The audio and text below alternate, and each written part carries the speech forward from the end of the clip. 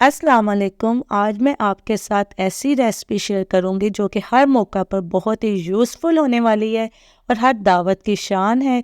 तो रमज़ान स्पेशल में आज हम बनाएंगे दाल कीमा के फ्रोज़न कबाब, जो कि बहुत ही आसान और मज़ेदार, चटपटे और सॉफ्ट बनने वाले हैं।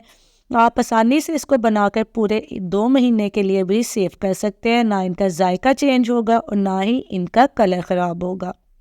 तो चलें, कौन से स्टेप फॉलो करने हैं तो इस रेसिपी को स्टार्ट करते हैं।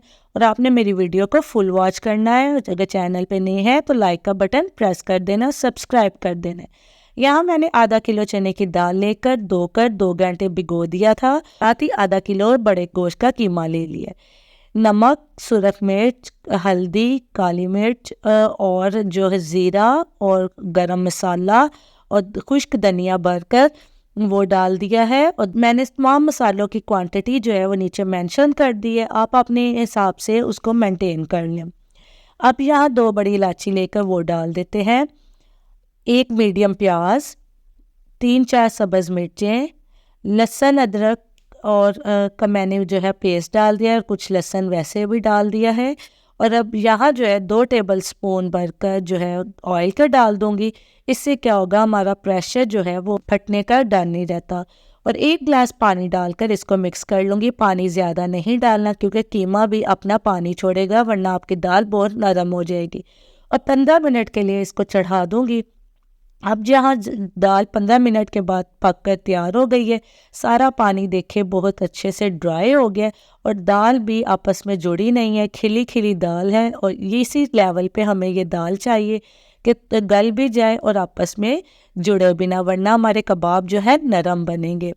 और कीमा भी अच्छे से गल गया। मिक्सर को अब थोड़ा ठंडा होने देते हैं ताकि सारी स्टीम निकल जाए। गरम गरम चॉपर में डालेंगे तो मशीन ख़राब होने का डर होता है।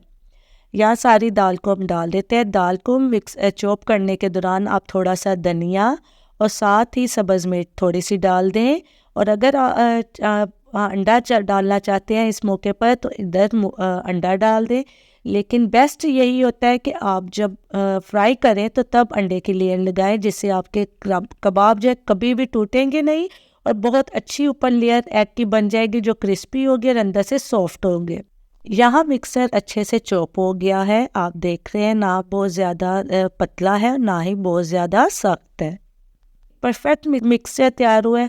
अब हम इसके जल्दी से कबाब बना लेते हैं। मैंने यहाँ मोड़ लिया है, आप जो है हाथ की मदद से भी बना सकते हैं। मुझे ज़रा परफेक्ट काम करने का और जल्दी काम करने का शौक़ होता है। तो यहाँ जो है कबाब की शेप बहुत परफेक्ट आएगी और जो कबाब जल्दी भी बन जाएंगे। सिर्फ 3 से 4 मिनट के अंदर मैंने सारे कबाब जो थे वो तैयार कर लिए थे। आप भी इसको बनाकर अच्छे से बना लें और इसको फ्रीज़ कर लें।